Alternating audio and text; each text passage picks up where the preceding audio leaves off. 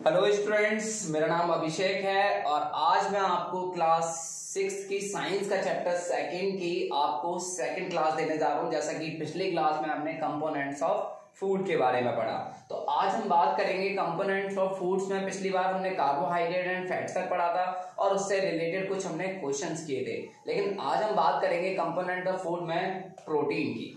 तो बच्चों, I hope कि आपको पिछली क्लास समझ में आई होगी। तो आज हम उसके बाद अगली क्लास की बात करते हैं प्रोटीन, यानी आज का टॉपिक जो है हमारा प्रोटीन। ये नाम आप सबने सुना होगा कि सबसे ज्यादा प्रोटीन किसमें होता है। जैसे कि बच्चे आते हैं तो हम लोग उनसे पूछते हैं, बेटा आज क्या खाना खाया था आपने? तो उन्होंने कहा दाल खाई थी। अच्छा बच्चों, दाल में क्या होता है? प्रोटीन होता है। अच्छा, प्रोटीन की कमी से कौन सी बीमारियां होती हैं? तो आज हम ऐसे ही कुछ क्वेश्चंस के बारे में जानेंगे।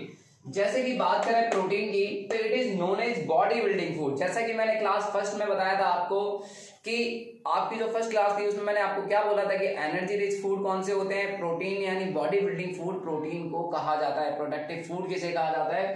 तो protein is a body building food, यानी ये हमारी बॉडी की ग्रोथ में हेल्प करता है। It is obtain from to sources, यानी ये प्लांट एंड एनिमल दोनों सोर्सेस से ऑब्टेन होता है। जैसे अगर हम बात करें वेजिटेबल प्रोटीन की, ग्राउंडनट, बीन्स, सीरियल्स, मेज, यानी सीरियल्स में आपको मेज एंड व्हीट लेना है, राइस नहीं लेना है, राइस में कार्बोहाइड्रेट ज्यादा होता है। Pulses, soybean. अब बात करें किस दाल में सबसे ज्यादा प्रोटीन होता है, तो हमारा आंसर क्या है? सोयाबीन। तो इसके बाद बात करें एनिमल प्रोटीन की, जैसे मिल्क, फिश, एग, मीट। लेकिन बात करें सबसे ज्यादा प्रोटीन रिच फूड कौन सा है? फिश। इसका आंसर क्या होगा बच्चों? फिश। प्रोटीन किस चीज में हेल्प करता है? यानी it help in digestion.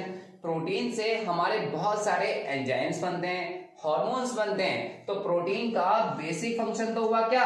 Digestion. यानी ये क्या करता है? ब्रेक डाउन ऑफ फूड, यानी कॉम्प्लेक्स फूड को सिंपल फूड में ब्रेक डाउन करने का काम होता है। और उन्हें जो ब्रेक डाउन करते हैं वो बायोकैटलिस्ट होते हैं, और बायोकैटलिस्ट को कहा जाता है बच्चों एंजाइम। क्या कहा जाता है? एंजाइम।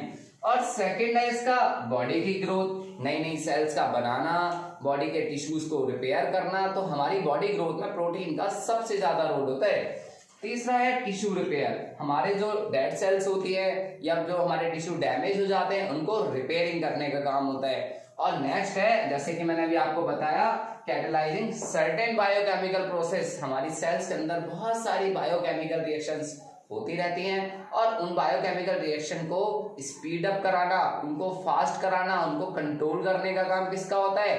प्रोटीन का होता है। इसके बाद बात करते हैं protein are made up of large number of molecules called amino acids. तो एमिनो एसिड्स को क्या कहा जाता है?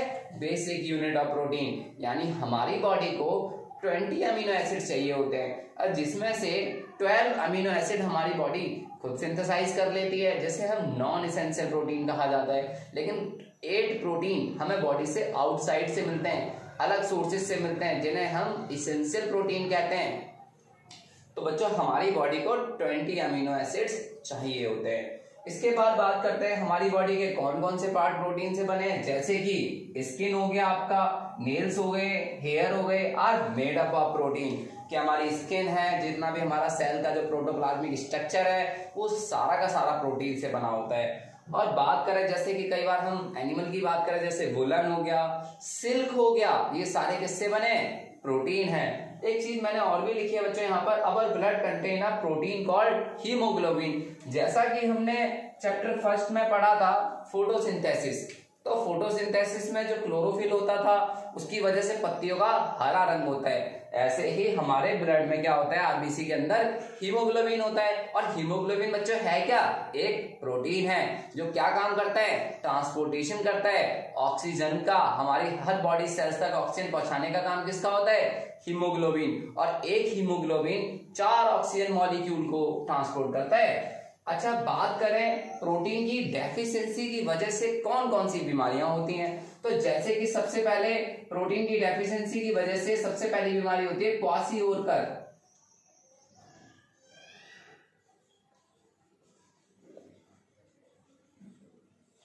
ठीक है। और सेकंड बीमारी होती है मैरिस्मस।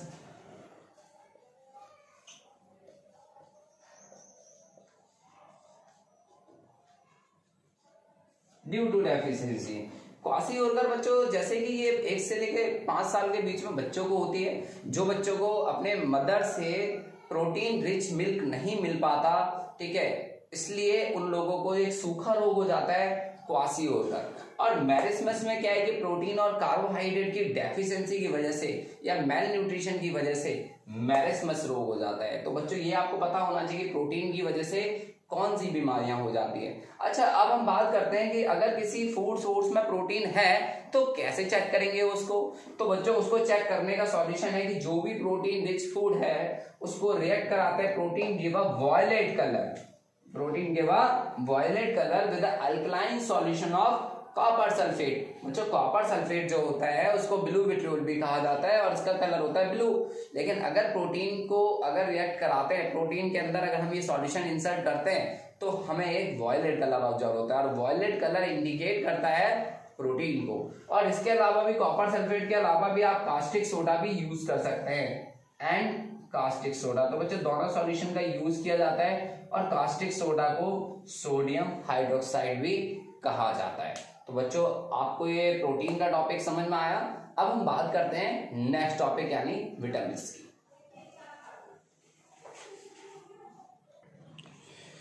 तो बच्चों बात करते हैं हम नेक्स्ट टॉपिक की यानी विटामिन की। जैसे कि अभी हमने प्रोटीन पढ़ा, अब हम बात करते हैं vitamin.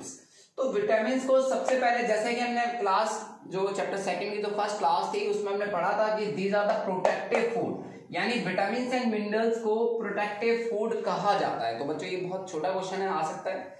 Vitamin do not provide energy. बच्चों इस बात का भी ध्यान रखना कि विटामिन कभी भी एनर्जी प्रोवाइड नहीं करते हैं, but they help in utilisation of food of other nutrients such as carbohydrate, fats.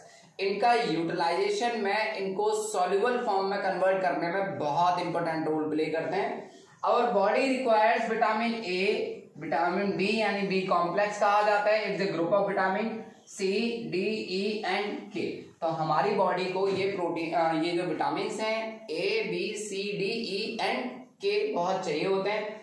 On the basis of their solubility के आधार पे विटामिन को 2 पार्ट्स में डिवाइड किया है, water soluble and fat soluble. Water soluble जो होते हैं विटामिन बी एंड सी, और जो फैट सॉल्युबल होते हैं ए, डी, ई एंड के, यानी बी और सी को छोड़ के जो भी विटामिन होते हैं वो फैट सॉल्युबल होते हैं। इसलिए आपको बोला जाता है कि बच्चों फैट रिच फूड भी खाना चाहिए। अब हम बात करते हैं there are 15 vitamin known to us at present. अब तक सिर्फ 15 विटामिन सी पता लग चुके हैं, लेकिन विटामिन के केमिकल कंपोजिशन का आज तक पता नहीं लगा है, इसीलिए उन्हें alphabetical letter A, B, C, D, E के नाम से जाना जाता है।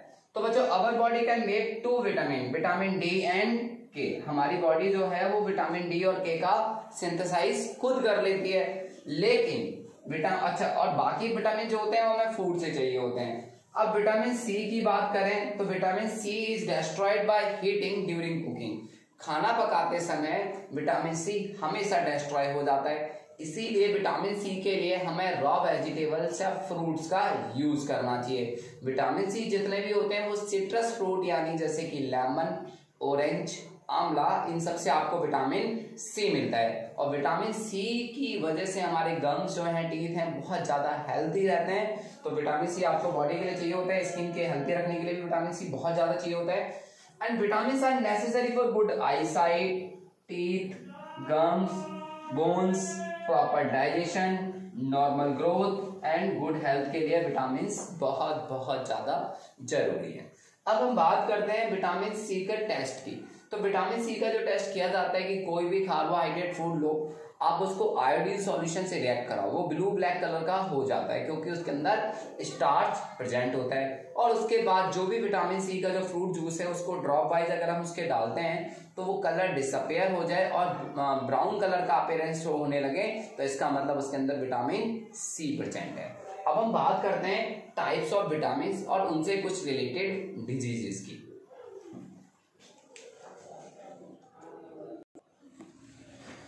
तो बच्चों बात करते हैं हम विटामिन की। आज हम बात करेंगे, सबसे पहले हम बात करते हैं फैट सॉल्युबल विटामिन की, जो फैट में डिजॉल्व होते हैं। जैसे कि अभी हमने पढ़ा था कि फैट सॉल्युबल जो विटामिन हैं वो कौन कौन से होते हैं बच्चों, ए, डी, ई, के। थोड़ा आसान होगा जानना।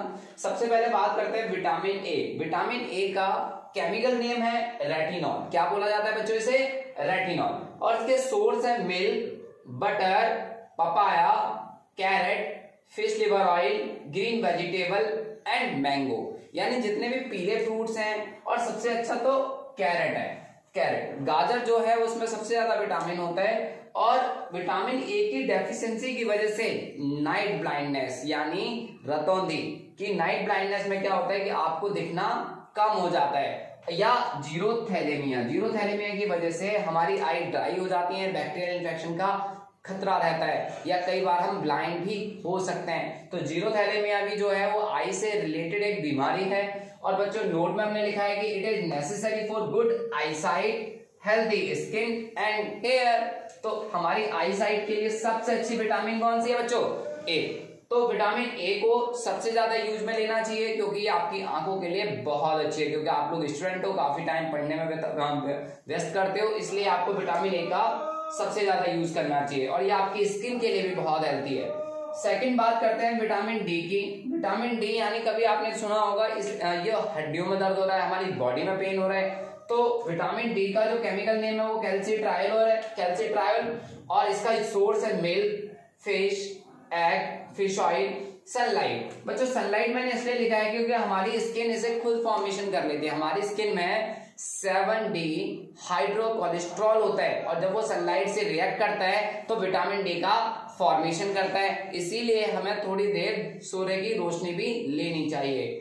और इसकी कमी से होते हैं बच्चों रिकेट्स, जो कि बच्चों में होता है, हड्डियां बहुत कमजोर हो जाती हैं, मुड़ जाती हैं। और ऑस्टियोमलेशिया यानी गठिया बाई जैसी बीमारियां अडल्ट्स में होता है। तो बच्चों विटामिन डी भी की कमी से हमें काफी हड्डियों से रिलेटेड रोग होने का खतरा रहता है। It is necessary for normal growth of bone, जैसे कि मैंने यहाँ पे लिखा है necessary for normal growth of bones and teeth के लिए विटामिन डी सबसे ज्यादा हेल्दी है। तो बच्चों विटामिन डी का कॉन्सेप्ट आपको क्लियर है। अब हम बात करते हैं विटामिन ई। इसको बोला जाता है टोकोफिरोल, यानी इसका केमिकल नेम है टोकोफिरोल। और इसमें butter, dry fruits, sprouts, soybean ये सबसे ज्यादा यूजफुल होते हैं। यानी जितने भी ड्राई फ्रूट्स होते हैं उनसे आपको विटामिन ई मिलता है। और विटामिन ई की वजह से आप अगर इसकी कमी हो जाती है तो रिप्रोडक्टिव स्टेरिलिटी यानी loss of sex drive, a person is not able to sexual reproduction properly. तो पहली चीज ये है। दूसरा है लॉस ऑफ स्पर्म प्रोडक्टिविटी, कि जो बच्चों आपकी बॉडी में स्पर्म यानी जो सेक्स सेल फॉर्मेशन होती हैं वो स्लो हो जाती हैं, और आप अपने आप को रिप्रोडक्टिव अनफिट पाते हो। तो इसीलिए आपको विटामिन ई का सबसे ज्यादा यूज करना चाहिए। अब हम बात करते हैं विटामिन के, जिसे हम फाइलोक्विनोन कहा जाता है। इसका केमिकल नेम है फाइलोक्विनोन। और ग्रीन लीफी वेजिटेबल, जितनी भी हरी पत्तेदार सब्जियां हैं, टमाटो हो गया, पनीर हो गया, इनसे आपको विटामिन के मिलता है। और विटामिन के आपको ब्लड क्लोटिंग में हेल्प करता है, कि जब भी आपको कोई कट हो जाता है तो थोड़ी देर बाद उस पर क्लोटिंग हो जाती है, खून जम जाता है, खून को जमने में हेल्प करता है। लेकिन अगर विटामिन के की कमी हो जाएगी तो खून को जमने में क्या होगा बच्चों? ज्यादा समय लगेगा। तो blood clotting takes longer time, यानी क्लोटिंग होने में ज्यादा समय लगेगा। अब हम बात करते हैं वाटर सॉल्युबल विटामिन की।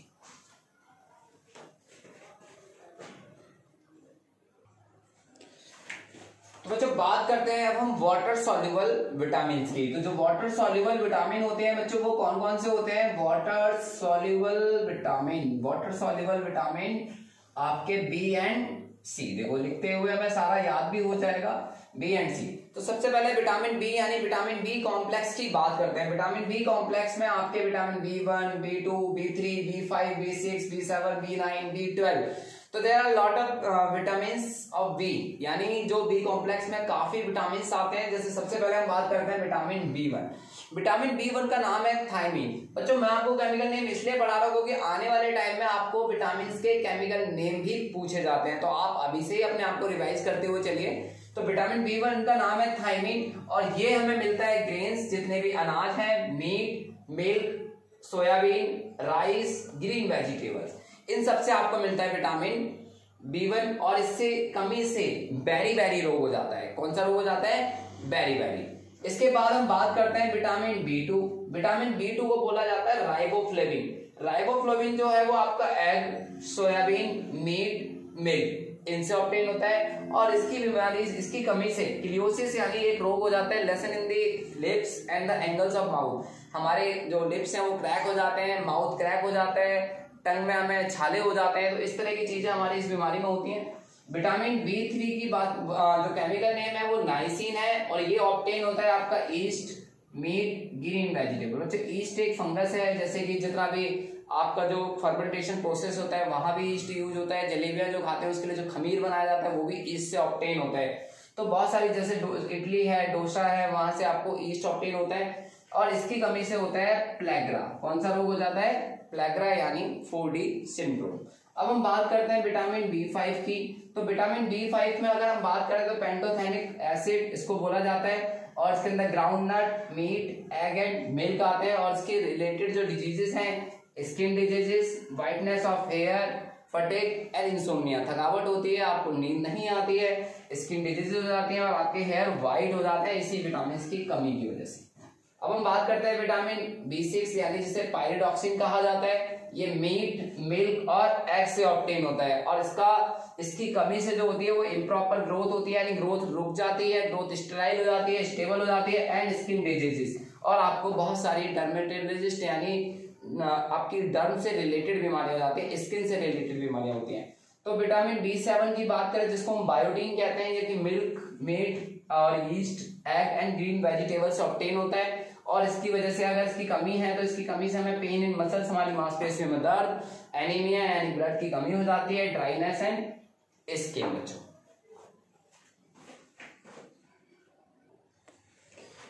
तो बच्चों एक चीज और ध्यान रखना कि जैसे बेरी बेरी है, बच्चों को बहुत ज्यादा कंफ्यूजन होता है कि बेरी बेरी होता क्या है। तो बेरी बेरी की बात करें तो extreme weakness, swelling and pain in legs, loss of appetite, इस तरह की बीमारी इसमें होती है। और अगर प्लेग्रा की बात करें तो जो लेटरल मार्जिन ऑफ टंग है, माउथ है और आपका गम्स हैं, ये रेड हो जाते हैं, स्वेलन हो जाते हैं, और समटाइम इनमें अल्सर भी डेवलप हो जाते हैं। तो बच्चों आज हमने ये जो विटामिन के बारे में पढ़ा, अब हम बात करते हैं विटामिन बी कॉम्प्लेक्स की, नेक्स्ट विटामिन की।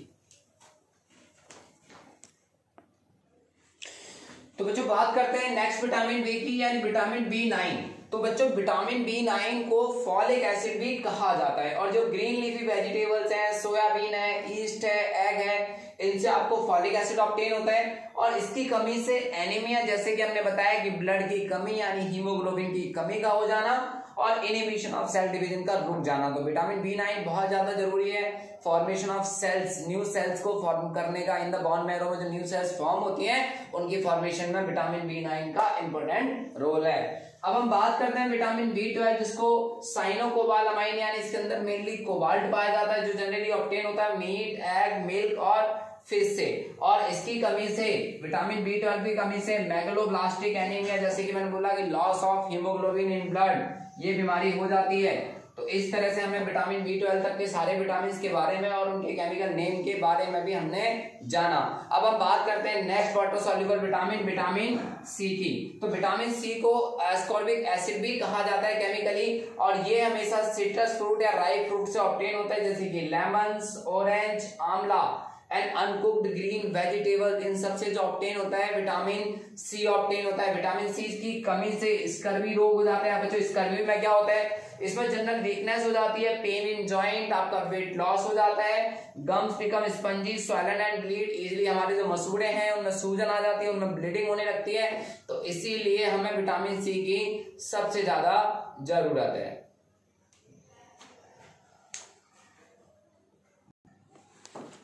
तो बच्चों बात करते हैं नेक्स्ट न्यूट्रिएंट यानी मिनरल्स की। तो मिनरल्स जनरली सॉल्ट को कहा जाता है या मिनरल सॉल्ट बोला जाता है। Our body needs many inorganic compound containing active metal or non-metal. These compound are called minerals. हमारी बॉडी को बहुत सारे इनऑर्गेनिक कंपाउंड्स भी चाहिए होते हैं, जिनके अंदर मेटल भी हो सकते हैं और नॉन मेटल भी हो सकते हैं, और ऐसे कंपाउंड्स को ही हम मिनरल्स कहते हैं यानी खनिज कहते हैं। अब ये मिनरल हमें बहुत सारे फ्रूट्स, वेजिटेबल, जो भी हम फूड खाते हैं उनसे ऑब्टेन होते हैं। और इन मिनरल्स का फंक्शन क्या होता है, minerals like vitamin minerals do not provide energy. तो पूछा जाए कि ऐसे दो न्यूट्रिएंट्स बताइए जो एनर्जी प्रोवाइड नहीं करते, and they are vitamin and minerals, but are needed to build bones, हमारी हड्डियों को बनाने में, जैसे कि कैल्शियम एंड फास्फोरस सबसे ज्यादा यूज होते हैं बोन्स एंड टीथ में। In blood clotting, in blood coagulation, हमारे ब्लड कोगुलेशन में हेल्प करना है, जैसे कि आयरन हमारा हीमोग्लोबिन में प्रेजेंट होता है और जिसकी वजह से ब्लड रेड कलर का होता है। तो बच्चों ब्लड फॉर्मेशन में या फॉर्मेशन ऑफ आरबीसी में जो आयरन है वो सबसे ज्यादा यूज होता है। एंड फंक्शनिंग ऑफ मसल, जैसे कि सोडियम, पोटेशियम, ये जो आयंस हैं, ये जो मिनरल्स हैं, ये आपका मसल्स में भी बहुत ज्यादा हेल्प करते हैं, मसल्स मूवमेंट में, नर्व मूवमेंट में, तो इनका बहुत ज्यादा यूज होता है। जैसे कि सोडियम क्लोराइड यानी जो कॉमन सॉल्ट आप डेली फूड में खाते हैं, बाकी अदर सॉल्ट आपको प्योर फॉर्म में नहीं ऑब्टेन होते हैं, उनके लिए अदर सोर्सेज का यूज करना पड़ता है। लेकिन सोडियम क्लोराइड एक ऐसा कंपाउंड है, एक ऐसा मिनरल है जिससे आपको डायरेक्टली मिनरल्स ऑब्टेन हो जाते हैं, और जो कि आपको देखा होगा नमक जो यूज होता है सबसे ज्यादा, ठीक है। थायराइड ग्लैंड, जो कि नमक के अंदर आयोडीन प्रेजेंट होता है, तो आयोडीन की वजह से होता है क्या है कि जो थायराइड ग्लैंड है उससे थायरोक्सिन हार्मोन निकलता है, और वो थायरोक्सिन हार्मोन क्या काम करता है, कैल्शियम का मेटाबॉलिज्म करता है, कार्बोहाइड्रेट का मेटाबॉलिज्म करता है। And formation of RBC and provide immunity and to fight against diseases, यानी बहुत सारी बीमारियों से लड़ने की प्रतिरोधक क्षमता भी देते हैं। अब हम बात करते हैं मेजर मिनरल जो हमें सबसे ज्यादा अमाउंट में चाहिए होता है अपने फूड में, जैसे कि कैल्शियम, फास्फोरस, सोडियम, पोटेशियम और मैग्नीशियम। तो बच्चों मैग्नीशियम है जो आपको हरी पत्तेदार सब्जियों से मिल ही रहा है, पोटेशियम भी उसी से मिल रहा है, सोडियम आप कॉमन सॉल्ट के तौर पे यूज कर ही रहे हैं, कैल्शियम और फास्फोरस के तौर पे आप मिल्क डेली लेते हैं, तो आपको मेजर मिनरल इस तरह से आपको ऑब्टेन हो जाते हैं। अब हम बात करते हैं ट्रेसिस मिनरल, यानी कुछ कम अमाउंट में, जो ज्यादा कम अमाउंट में चाहिए होते हैं, जैसे कि आयरन, आयोडीन, जिंक और मैंगनीज। अब मैंगनीज ये क्या है, हमारी बॉडी फंक्शनिंग में हेल्प करते हैं। अब हम बात करते हैं कुछ मिनरल्स, उनसे होने वाली कुछ डिजीजेस की।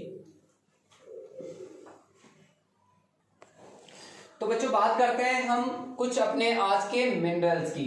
तो मिनरल एलिमेंट, फूड सोर्स, उससे होने वाली कोई इफेक्ट और डिजीजेस। तो सबसे पहले मिनरल्स यानी हम बात करते हैं सोडियम क्लोराइड की। तो जो सोडियम क्लोराइड है वो टेबल सॉल्ट या कॉमन सॉल्ट से ऑब्टेन होता है, या जो आपकी वेजिटेबल्स होती हैं, और इसकी कमी की वजह से क्या होता है, एक तो डिहाइड्रेशन हो जाता है, एक्सट्रीम वीकनेस हो जाती है बॉडी में, और जिसकी वजह से लॉस ऑफ हेयर या वेट लॉस हो जाता है। इस तरह की डिजीजेस आपको हो सकती हैं, जिसे हम हाइपोकैलेमिया भी कह सकते हैं बच्चों। और जैसे पोटेशियम की बात करें तो पोटेशियम जो है वो आपको ग्रीन वेजिटेबल्स और फ्रूट से ऑब्टेन होता है, और इसकी वजह से, कमी की वजह से डिहाइड्रेशन हो जाता है, पानी का लॉस हो जाता है, और सीवियर वीकनेस यानी कई बार बॉडी पैरालिसिस भी हो सकती है। किडनी डैमेज होने का बहुत ज्यादा खतरा रहता है, और इसमें जो होने वाली बीमारी का नाम है उसे बोलते हैं हाइपोकैलेमिया, ठीक है। तो बच्चों हम बात करते हैं नेक्स्ट मिनरल यानी कैल्शियम की। जो कैल्शियम है वो सबसे ज्यादा ऑब्टेन होता है मिल्क और चीज यानी पनीर से, और इसमें क्या होता है, इसकी कमी से होते हैं ब्रिटल बोन्स, यानी जो आपकी बोन्स है वो ट्विस्टेड हो जाती हैं, इम्प्रॉपर हार्ट बीट रहती है, और इसकी कमी की वजह से जो बीमारी होती है रिकेट्स या ऑस्टियोपोरोसिस, यानी ऑस्टियोपोरोसिस में हड्डियों में वीकनेस आ जाती है, पेन होने लग जाता है। अब हम बात करते हैं नेक्स्ट मिनरल यानी फोर्थ यानी फास्फोरस की बात करते हैं। It is present almost all types of food, जो भी आप खाते हैं उनके अंदर लगभग फास्फोरस होता ही है, और इसकी कमी की वजह से बॉडी वीकनेस या बैड टीथ एंड बोन्स हो जाते हैं हमारे, और इसकी वजह से हमें टूथ प्रॉब्लम हो जाती है, टूथ डिके स्टार्ट हो जाते हैं। अगर हमारी बॉडी अच्छी नहीं होगी तो इनेबल हो जाएगा, डैमेज होने लग जाएगा। अब हम बात करते हैं आयरन की। तो आयरन जो है वो मीट, एग, लिवर ऑयल यानी फिश लिवर ऑयल से ऑब्टेन होता है, और इसमें हमें क्या है, बॉडी में थकावट रहती है अगर आयरन की कमी रहेगी, और हमारा जो लुक है वो पेल लुक रहता है, यानी पीलापन रहता है बॉडी के अंदर, और इसकी कमी की वजह से एनीमिया यानी ब्लड लॉस हो जाता है। अब हम बात करते हैं नेक्स्ट मिनरल यानी आयोडीन की। जितना भी कोस्ट एरिया है वहां जो लोग रहते हैं उनके अंदर कभी भी गॉइटर की प्रॉब्लम नहीं होती, क्योंकि उनको आयोडीन प्रॉपर अमाउंट में मिलता रहता है। लेकिन जितना भी मरीन फूड है वो वहां से आपको आयरन जो आयोडीन ऑब्टेन होता है, बट आप लोग मरीन फूड तो नहीं खा सकते, तो कॉमन सॉल्ट के अंदर आयोडीन ऐड किया जाता है, तो इसलिए डॉक्टर एडवाइस करते हैं to take iodised salt. Abnormal growth of thyroid gland की, इसमें क्या होता है कि जो थायराइड ग्लैंड है जो हमारे गले में प्रेजेंट होती है वो स्वेल हो जाती है, और जिसकी वजह से हमें एक बीमारी हो जाती है गॉइटर। तो गॉइटर के ट्रीटमेंट के लिए हमें आयोडीन नमक युक्त खाने की सलाह दी जाती है। फ्लोरीन की बात करें तो ये ड्रिंकिंग वाटर में प्रेजेंट होता है, जहां भी पानी में कमी लगती है फ्लोरीन की वहां पे ऐड करा दिया जाता है, और इसकी वजह से डिफेक्टिव टूथ इनेबल होता है, और इसकी वजह से टूथ डिके स्टार्ट हो जाता है इसकी कमी की वजह से। तो बच्चों ये सारे मिनरल्स थे जिनको आपको जानना बहुत जरूरी था बच्चों।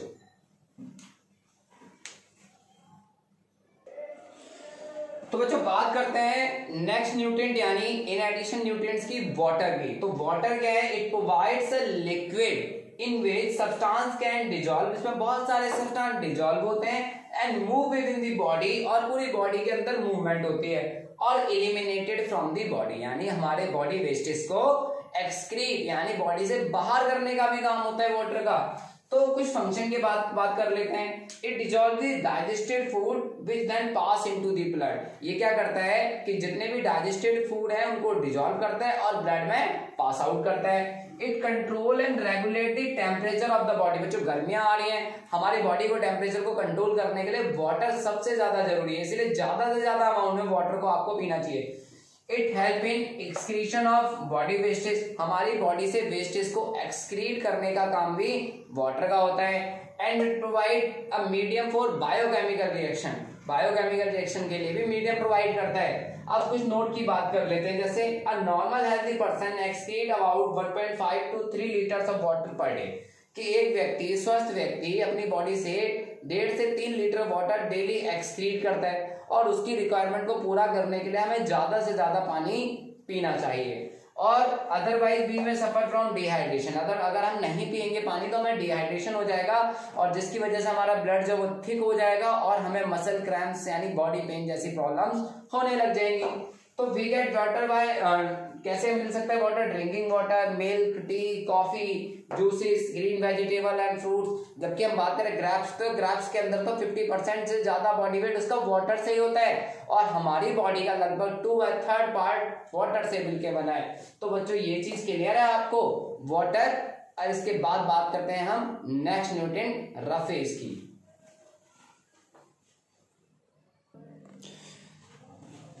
तो बच्चों बात करते हैं अब हम नेक्स्ट न्यूट्रिएंट यानी जैसे कि रफेज की बात करते हैं। तो रफेज की भी कोई फूड वैल्यू नहीं होती लाइक वाटर, ये भी कोई आपको कोई एनर्जी या कोई ऐसा मीडियम प्रोवाइड नहीं करता फूड के लिए, कोई ऐसा न्यूट्रिएंट प्रोवाइड नहीं करता जिससे आपको एनर्जी मिलती हो, बट ये हमारी बॉडी के लिए बहुत एसेंशियल है, और इनको डाइटरी फाइबर भी कहा जाता है, मतलब a fibre which can be eaten. Roughage are the fibrous matter in food which can not be digested, जिसे हम डाइजेस्ट तो नहीं कर सकते। It is mainly made up of cellulose, और ये किसका बना होता है? Cellulose means it is generally obtain from plant source, ये कि प्लांट सोर्स से ऑब्टेन होता है। जो प्लांट का जो सेल वॉल होता है वो सेलुलोज का बना होता है। और सोर्सेज ऑफ रफेज जो है ज्यादातर मिलता है फ्रूट्स, आपके vegetables and whole meal flour product जैसे कि चपातीज, ब्रेड, सलाद, कॉर्न, इन सबसे आपको मिलता है रफेज। अब रफेज का फंक्शन क्या होता है? तो बच्चों रेशे जो होते हैं इनका फंक्शन होता है it help in retaining water in the body, हमारी बॉडी के अंदर वाटर को रिटेन करने की कैपेसिटी होती है ताकि वाटर का ज्यादा लॉस ना हो। तो वाटर रिटेनिंग कैपेसिटी जो होती है वो ड्यू टू रफेज की वजह से होती है, इसीलिए हमें अपने फूड में रफेज सबसे ज्यादा या जितने भी स्किन्ड वेजिटेबल्स है वो खानी चाहिए। सेकंड है इट प्रिवेंट कॉन्स्टिपेशन, कॉन्स्टिपेशन को रोकता है and help in regular movement of the bowls, यानी जो हमारे जो कब्ज है उसको रोकता है, और बाउल का मूवमेंट जो है वो हमारा जो वेस्ट मटेरियल का जो मूवमेंट है वो कंटिन्यू बना रहे, इसके लिए रफेज बहुत ज्यादा जरूरी है। और तीसरा है it add bulk to the food, ये खाने को बल्कीनेस प्रोवाइड करता है and gives a sense of feeling after the meal. जब हम खाना खा लेते तो कहते हैं पेट भर गया, तो जो सेंस ऑफ फीलिंग आती है वो रफेज की वजह से आती है। तो बच्चों आज की क्लास में हमने सबसे पहले प्रोटीन को सीखा, हमने विटामिन्स के बारे में जाना, हमने मिनरल्स के बारे में जाना, और हमने लास्ट में वाटर एंड रफेज के बारे में भी जाना। तो बच्चों आज की क्लास आपको अगर पसंद आती है तो प्लीज मेरे वाहेगुरु अचीवर्स जो कि चैनल है मेरा, इसके माध्यम से आप लोग अपनी स्टडी को कंटिन्यू कर पा रहे हैं। तो प्लीज अगर आपको मेरी क्लासेस अच्छी लगती हो, इस क्लासेस को ज्यादा से ज्यादा अपने स्टूडेंट, अपने जो रिलेटिव्स हैं, अपने जो फ्रेंड्स हैं, स्कूल फ्रेंड्स हैं, उन सबके साथ शेयर कीजिए, ज्यादा से ज्यादा इसे शेयर कीजिए ताकि उन लोगों की भी स्टडी हो सके। बच्चों ये एक तरह का सोशल वर्क है, प्लीज इसमें मेरी मदद कीजिए और बाकी लोगों की भी मदद कीजिए। Thank you so much.